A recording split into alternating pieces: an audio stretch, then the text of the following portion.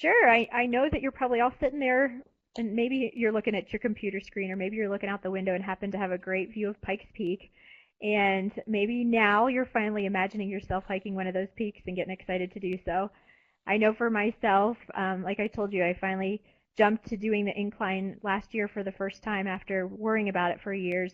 And now I think it's a wonderful thing. And I actually went and did it this morning. And I'll tell you, the view from the top is amazing. And I think that's how it is with foster care too. If you just sort of break it down into manageable steps like we did today and make it to the top, it's going to feel worth it, like Beverly mentioned. And certainly the view from the top is amazing. And you're going to be surprised at the fact that you made it to the top and won't be able to, you'll want to be able to continue doing it. So we hope this process has really solidified your commitment and hopefully increased your understanding of the process and hopefully, as I mentioned, above all, enabled you to consider yourself or your family as a foster family. So Michael's going to walk you through this call to action page here, and feel free to contact me with any questions that you might have afterwards, or if there's certain issues that you want to talk about one-on-one, we're here for you. Thank you. Well, thank you, Amy. You have in front of you an image of a web page we're going to make available to you in a couple of minutes.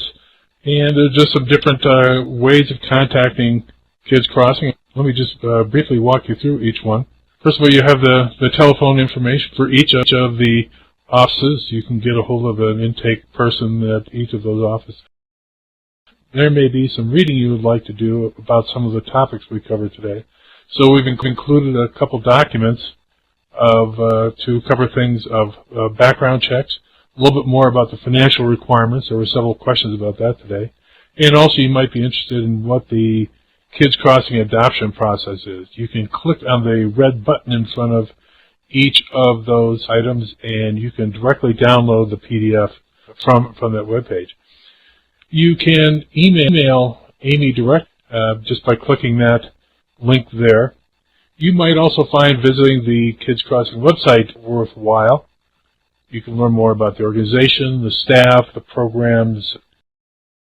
Now you may have some particular questions that you would like to discuss directly with somebody in private, and you can give us a little information about those. Check the particular interests you have in terms of maybe you want to learn more about a particular issue you have with background checks or the financial requirements.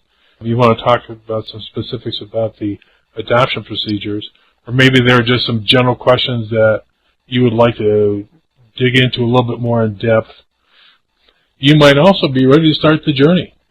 You can click the box there to indicate to have an application sent to you.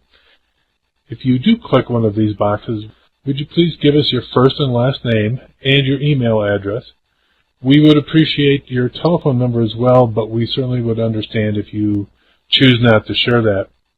If you wish, you can also describe a little bit more about the particular question or concern you have in the comments box there. And all of the information that's submitted with this form is completely confidential. It will go to Amy. Either she or someone else at Kids Crossing will get a hold of you directly.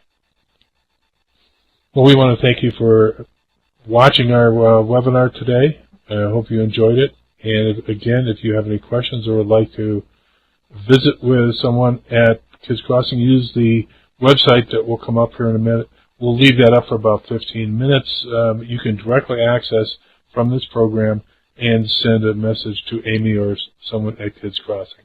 Thank you for your time today, and we hope you have a good day.